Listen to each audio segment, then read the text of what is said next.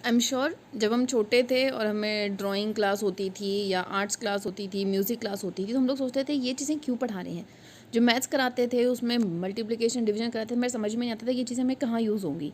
लेकिन जैसे जैसे हमने ड्राइंग अच्छी की, हम बड़ी क्लासेस में होते गए, हमने साइंस लिया, हमने आर्ट्स लिया, ज्योग्राफी अगर आप लेते हो आर्ट्स में तो उसमें आपको ज्योग्राफी में मैप्स बनाने होते हैं।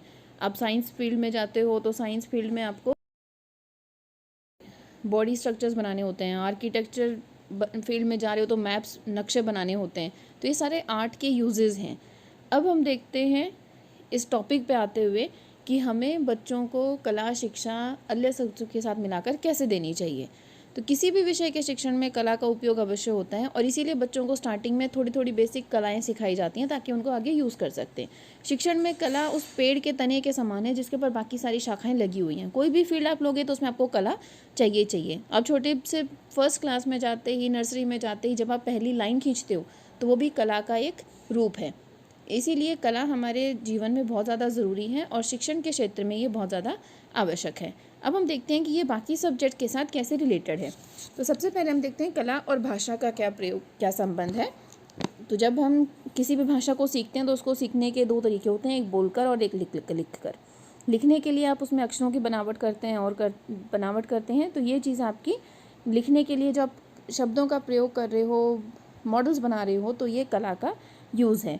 आप उस भाषा को बोलते हो, बोलने के लिए कौन सा शब्द किस तरीके से यूज़ किया जाना है वो एक कला है।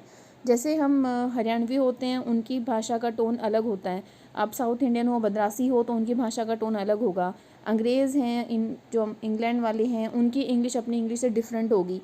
तो ये भाषा के उच्चारण में भी फ़र्क आता है, वो हमारी कला के हिसाब से आ जाता है। तो इसलिए भाषा को सीखने के लिए कला का ज्ञान होना ज़रूरी है। दूसरा है कला और इतिहास। तो इतिहास विषय को समझने के लिए कला क्यों ज़रूरी है। तो इतिहास में हम कभी थे नहीं, हम खुद इतिहास बनाते हैं। तो इतिहास की बातें सीखने के लिए वहाँ जाना संभव नहीं है। उस समय की जो चीज़ें हैं उन्हीं को देखकर हम सीखते हैं। इसलिए मानचित्र हैं, ऐतिहासिक पात्रों के चित्र हैं, युद्ध भूमि के काल्पनिक चित्र हैं, मानचित्र, मॉडल, नक्शे या पुरानी चीज़ें जो हमें मिलती हैं इतिहासकारों को, उनको सीखकर, उनको देखकर ही हम इतिहास के बारे में पता लगाते हैं।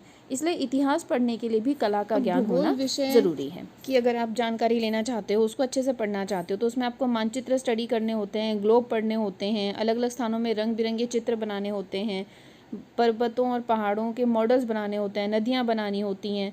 अगर आप आर्थिक भूगोल पढ़ रहे हो तो उसके अंदर आपको रेखा चित्र बनाने होते हैं, तुलनात्मक रेखा चित्र बनाने होते हैं। तो ये सारी चीज़ें जो आप बना रहे हो, उन्हें जो समझ रहे हो, ये कला का ही यूज़ है। तो इनको पढ़ाने के लिए कला का प्रयोग इसमें किया जा रहा है।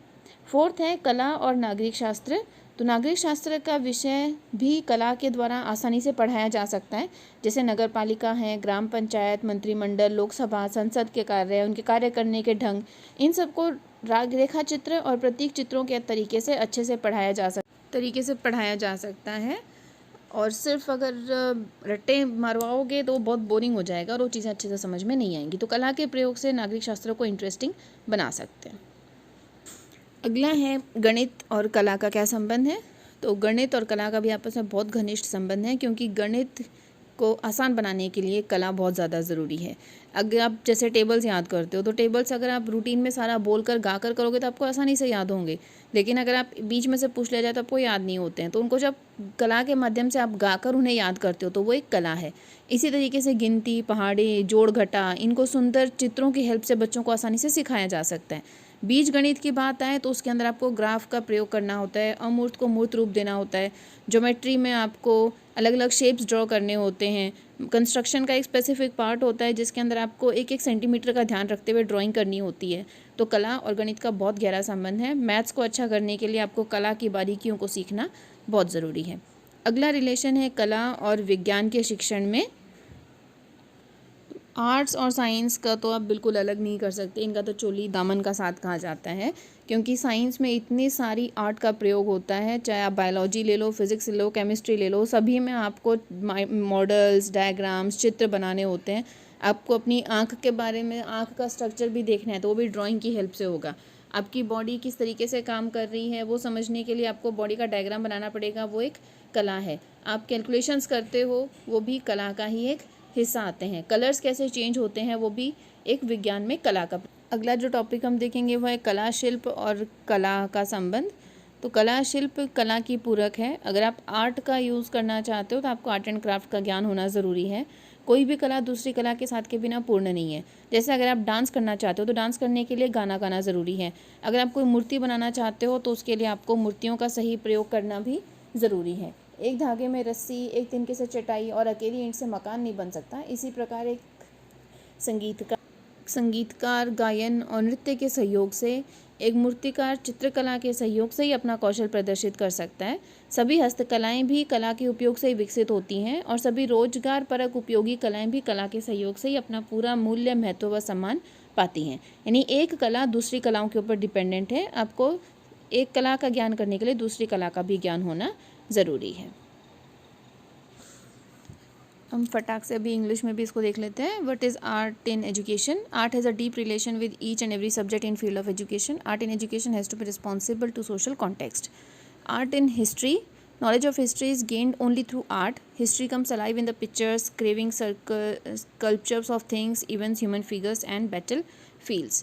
In study of geography, art has its own significance. Information and understanding about hills, forests, rivers, living creatures, etc. is obtained through arts. Art is also helpful in studying and learning, teaching maths. Counting numbers are dependent upon art's concept of addition, subtraction, multiplication. Tables are understood clearly through art. Students learn patterns, spatial and geographic relationships, and 3D skills through the use of arts. And how is art related to science? So we have seen already that science and art are inseparable. Art is essential for knowledge of science. All the diagrams, elements in the topics of the science are created and understood clearly with the help of arts.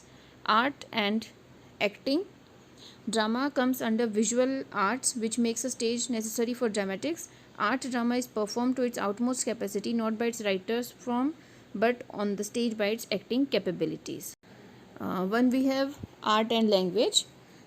To read the language and to understand it, to speak it, we need art. It is said that art has given birth to language. When the knowledge of language was unknown, art was only medium to depict thoughts and emotions. Also, children can effectively learn poems and stories when art is used. So, art is important. As we have seen that art in education and art education are very important. So, how can we use arts in education and art education for classroom curriculum? For this, Jessica Davis has given 8 parts for integration of arts in classroom curriculum. Jessica Davis ने classroom curriculum में arts को involve करने के लिए, integrate करने के लिए 8 steps बताए हैं, 8 मेथड्स बताए हैं. सबसे पहला है इसमें आर्ट्स बेस्ड, यानी जो आपको एजुकेशन है वो आर्ट्स बेस्ड करनी है. आपको सब्जेक्ट्स बच्चों को पढ़ाने हैं जिसमें आर्ट का यूज़ किया जाएगा. सेकेंड है आर्ट्स इंजेक्टेड या इन्फ्यूज़ करके, जिसमें आप बच्चों को एनरिचमेंट कर रहे हो, उनका म्यूजिक पीरियड लगा रहे हो, आर्टिस्ट को मिलवाने ले जा रहे हो, ताकि अलग से नहीं कर रहे हो, उनके ट्रेडिशनल करिकुलम में ही आर्ट एक ऐसा सब्जेक्ट डाल दिया जाता है. जैसे मैं सीबीएसई बोर्ड से पढ़ी हुई हूँ, तो उसमें सीबीएसई बोर्ड में हमारा एक स्पेशल आर्ट्स का पीरियड होता था हफ्ते में 2 दिन, तो वो करिकुलम का एक हिस्सा था जिससे हमने आर्ट्स को सीखा. फिर है आर्ट्स एक्सपेंशन, यानी आप आर्ट्स को सिर्फ करिकुलम तक, क्लासरूम तक लिमिटेड नहीं कर रहे हो, उसको बढ़ा रहे हो, बच्चों को टूर पे लेके जा रहे हो, म्यूजियम्स में लेके जा रहे हो, कॉन्सर्ट्स दिखा रहे हो, उन्हें ड्राइंग पेंटिंग सिखा रहे हो. तो आर्ट्स का एक्सपेंशन से भी आप बच्चों को इंटीग्रेशन, क्लासरूम में आर्ट्स की इंटीग्रेशन कर सकते हैं. फिर है आर्ट्स प्रोफेशनल, जिसमें आप बच्चों को आर्टिस्ट बनाना चाहते हो. कुछ बच्चे होते हैं जिनमें जन्मजात क्वालिटीज़ होती हैं, किसी की ड्राइंग बहुत अच्छी होती है, कोई डांस बहुत अच्छा करता है, कोई बहुत अच्छा एक्टर होता है, तो आप उन चीज़ों को उनके प्रोफेशन में हेल्प करने के लिए उन्हें आर्टिस्ट बना सकते हो. तो ये आर्ट्स प्रोफेशनल पार्ट का हिस्सा होते हैं. फिर है आर्ट एक्स्ट्रास, जिसमें बच्चों को एंटरटेनमेंट के लिए या प्रेशर से दूर करने के लिए एक्स्ट्रा क्लासेस लगाई जाती हैं. तो डांस क्लब वगैरह होते हैं जो क्लासरूम के बाद एक्स्ट्रा पीरियड्स के रूप में यूज़ कर सकते हैं.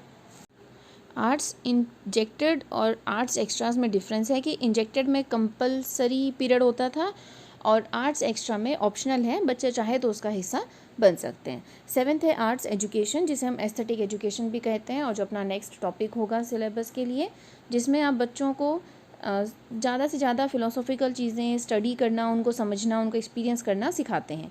एंड लास्ट है आर्ट्स कल्चरा, जिसमें आप बच्चों को इनकरेज करते हो कि वो क्रिटिकली सोचें, मीनिंग निकालें और अपनी लाइफ में आर्ट का यूज़ कर सकें.